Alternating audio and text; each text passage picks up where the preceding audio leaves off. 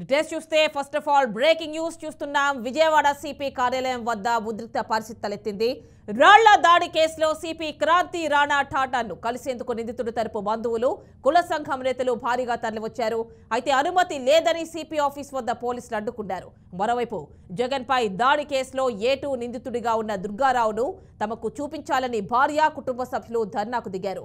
దీంతో ఆందోళనకారులందరినీ పోలీసులు అడ్డుకున్నారు. ఈ క్రమంలో రెండు వర్గాల మధ్య తీవ్ర తోపులాట, వాగ్వాదం జరిగింది. అందరినీ ఆటోలో PS కు తరలించారు. పోలీసుల తీరుపై నిరసనకారులు భగ్గుమంటున్నారు.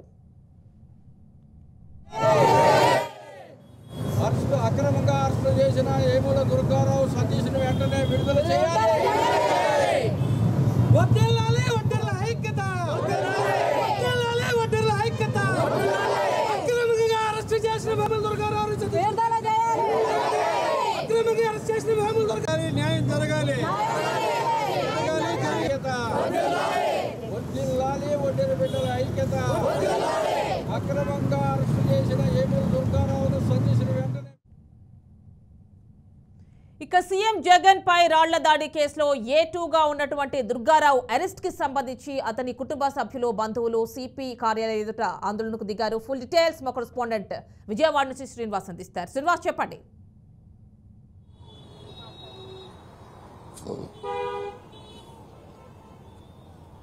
అమ్ని మధ్యాహ్నం సమయంలో కొంతమంది అంటే వడ్డెర కాలనీకి సంబంధించినటువంటి కొంతమంది విజయవాడ నగర పోలీస్ కమిషనర్ కార్యాలయం ఎదుట కొంత ఆందోళన దిగినట్టు పరిస్థితి అయితే కనిపిస్తుంది. మొదటిగా వాళ్ళు నగర పోలీస్ కమిషనర్ క్రాంతి రాణా ఠాటాని కలవడానికి అనుమతి కోరినట్టుగా తెలుస్తుంది. అయితే అనుమతి నిరాకరించడంతో వాళ్ళు కొద్దిసేపు ఆందోళన చేసినట్టు తెలుస్తుంది. అయితే ఆందోళన చేసే వాళ్ళందరినీ కూడా ఆటోల ద్వారా దగ్గరలో ఉన్నటువంటి PS కూడా తరలించినట్టు తెలుస్తుంది. అయితే గత కొద్ది రోజులుగా ఏదైతే ఈ ఇష్యూ ఉందో సీఎం జగన్మోహన్ రెడ్డి మీద మేమంతా సిద్ధం బస్సు యాత్ర నడుస్తున్న నేపథ్యంలో మన అజిత్ సింగ్ నగర్ ప్రాంతానికి వచ్చిన తర్వాత రాళ్ల దాడి జరగడం, దానికి సంబంధించి పెద్ద ఎత్తున ఇప్పటికే విచారణ జరుగుతూ ఉన్న నేపథ్యం కూడా చూస్తున్నాం. ఈ విచారణలో భాగంగా వడ్డెర కాలనీకి సంబంధించినటువంటి ఒక ఇద్దరు వ్యక్తులను పోలీసులు ఐడెంటిటీ చేయడం, అందులో సతీష్ అనేటువంటి కుర్రాన్ని రిమాండ్కి తరలించడం, తర్వాత దుర్గారావు అనేటువంటి ఒక వ్యక్తి ఈ కేసులో A2 ఉన్నటువంటి ముద్దాయి దుర్గారావు అబ్స్కాండ్ అయి కనిపించకపోవడం, దాని మీద బంధువుల తరపు నుంచి అంటే అతను ముద్దాయి తరపు బంధువులు ఎవరైతే ఉన్నారో, నిందితుల తరపు బంధువులు ఎవరైతే ఉన్నారో వాళ్ళు ఇప్పటికే చర్చ్ వారెంట్ కూడా కోర్టులో వేయడం జరిగింది. మరో పక్క నుంచి ఇప్పటి వరకు కూడా వాళ్ళని కోర్టులో ప్రవేశపెట్టబడడం, పోలీసులు వాళ్ళని తీసుకెళ్లారు అనేది ప్రధానంగా ఇటు బంధువులు ఆరోపిస్తున్నటువంటి ఆరోపణలు. మరో పక్క నుంచి పోలీసులు వాళ్ళ కోసం గాలిస్తున్నామని చెప్తున్నటువంటి నేపథ్యాన్ని చూస్తున్నాం. అందులో భాగంగానే A1 అయినటువంటి సతీష్ ఇప్పటికే రిమాండ్లో ఉన్నప్పటికీ A2 ఉన్నటువంటి దుర్గారావు కనిపించట్లేదనే ఉద్దేశంతో వాళ్ళు ఇక్కడ రావడం జరిగింది. వచ్చిన నేపథ్యంలోనే కొంత ఆందోళనకి దిగారని కూడా తెలుస్తుంది. ఆందోళనలో భాగంగా క్రాంతి రాణా ఠాటాని కలిసి వాళ్ళ విన్నపం ఏదైతే ఉందో దాన్ని ఆయనకి విన్నవించాలనుకున్నటువంటి పరిస్థితి అయితే ఉంది.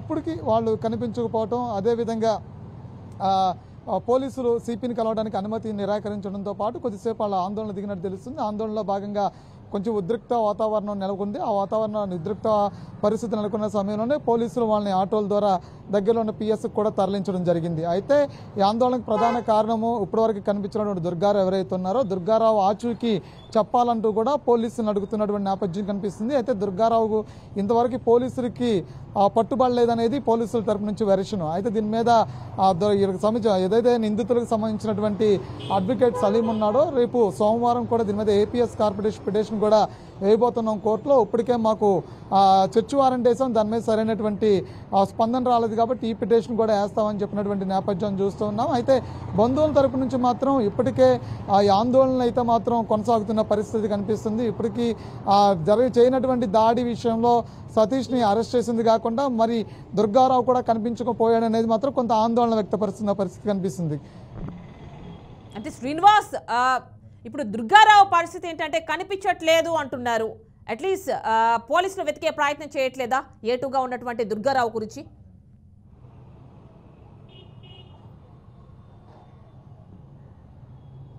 పోలీసులు రిమాండ్ పంపించిన తర్వాత ఏదైతే రిమాండ్ రిపోర్ట్ ఏదైతే ఉందో రిమాండ్ రిపోర్ట్లో దుర్గారావు అబ్స్కాండ్ అయినట్టుగా కూడా పోలీసులు పేర్కొనడం జరిగింది. ఇందులో సతీష్ అనే వ్యక్తిని మాత్రమే కస్టడీకి తీసుకున్నాము, విచారించిన భాగంలో దుర్గారావు చెప్పడం ద్వారానే తను నేరం చేశానంటూ కూడా సతీష్ ఒప్పుకున్నట్టు కూడా పోలీసులు ఆ రిమాండ్ రిపోర్ట్లో పేర్కొనడం జరిగింది. దుర్గారావు తన ప్రలోభ పెట్టి కొట్టించాడనే అంశాన్ని పోలీసులు రిమాండ్ రిపోర్ట్లో మెన్షన్ చేయడం జరిగింది. అంతేకాకుండా దుర్గారావు ఆచూకీ లబ్ధం కాలేదు, దుర్గారావును కూడా త్వరలోనే కోర్టులో ప్రవేశపెడతామని చెప్పని కూడా పోలీసులు మేజిస్ట్రేట్ ముందు చెప్పినటువంటి నేపథ్యం. అయితే ఆ రోజు సతీష్ మాత్రమే తమ కస్టడీకి తీసుకున్నామని చెప్పని, సతీష్ మాత్రమే విచారించామని చెప్తున్నారు. దుర్గారావు మాత్రం తన ఆచూకీ లభ్యం కాలేదని చెప్పని పోలీసులు చెప్తున్నటువంటి పరిస్థితి. అయితే దుర్గారావు ఏమయ్యాడో చెప్పాలంటూ కూడా బంధువుల నుంచి ఆందోళన చేస్తున్నటువంటి పరిస్థితి. అయితే ఈ రెండింటికి సంబంధించి సెర్చ్ వారెంట్ వేశారు. అదేవిధంగా ఏపీఎస్ కార్పొరేషన్ పిటిషన్ ద్వారా కూడా ఈ ముందుకు తీసుకెళ్తామని చెప్పని న్యాయవాదులు చెప్తున్నటువంటి నేపథ్యం. అంటే శ్రీనివాస్, ఇటు హెబియస్ కార్పస్ పిటిషన్ కావచ్చు, సర్చ్ వారెంట్ కావచ్చు, ఇవన్నీ పేపర్స్ కి మాత్రమే పరిమితం అవుతున్నాయా?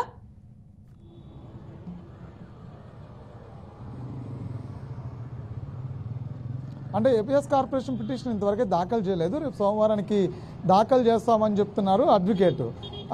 కానీ అది మామూలుగా ఆయనతో సంభాషించే సమయంలో లేదండి, మాకు ఇంతవరకు దీని మీద పూర్తి సమాచారం అయితే రాలేదు, దుర్గారావు కూడా మేము పోలీసులు కస్టడీలోనే ఉన్నాడని అనుమానిస్తూ ఉన్నాము, కానీ దుర్గారావు మా కస్టడీలో లేడని చెప్పని పోలీసులు చెప్తున్న నేపథ్యం అయితే ఉంది.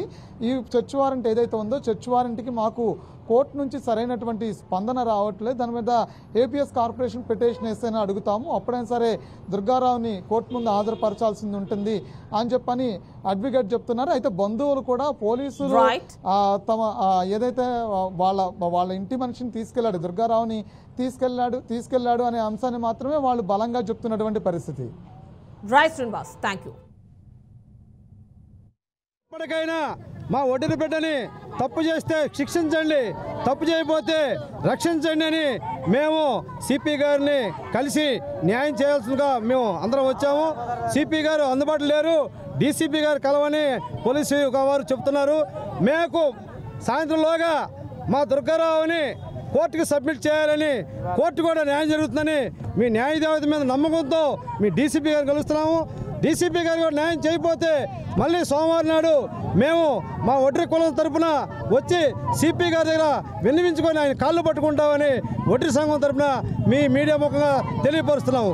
మా బిడ్డని సాయంత్రం సతీష్ని చూపించారు, మిగతా నలుగురిని వదిలేశారు. నా భర్త ఏం తప్పు చేశాడు, అతను ఒప్పుకోవట్లేదు కాబట్టి మీరు దాచిపెడుతున్నారు. నా భర్త ఏం తప్పు చేయలేదు, మీ దగ్గర ఏది లేదు కాబట్టి నా భర్తను దాచిపెడుతున్నారు. మీ దగ్గర సాక్ష్యాలు లేవు కాబట్టి నా భర్తను తీసుకురండి, నా భర్తను బయటకు తీసుకురావాలి. న్యాయం అనేది ఉంటే న్యాయం గెలవాలి. నా భర్తను బయటకు తీసుకురండి, మాకు చూపించాలి. నా భర్త తప్పు ఉంటే సతీష్తో పాటు తీసుకొచ్చేవాళ్ళే మీరు. నా భర్త తప్పు లేదు కాబట్టి మీరు దాచిపెడతారు. సాక్ష్యాధారాలు మీ దగ్గర లేవు కాబట్టి బయటకు తీసుకురండి.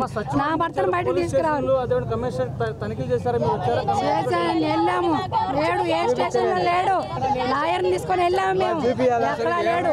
నాకు చూపించాలి, నా బిడ్డలకి నాకు చూపించాలి. నా భర్త ఎలా ఉన్నాడో నాకు తెలియాలి. అసలు ఎంతవరకు ఆచూకీ లేదు, చెప్పుకోకుండా తీసుకెళ్ళిపోయారు. అసలు ఏం తెలియట్లేదు. నా భర్త నాకు చూపించాలి. ఇప్పుడు నా భర్త నాకు చూపించాలి. ఈ రోజు కోర్టుకి తీసుకురావాలి. నా భర్త తప్పుంటే ఆ రోజు సతీష్తో పాటు తీసుకొచ్చేవాళ్ళు.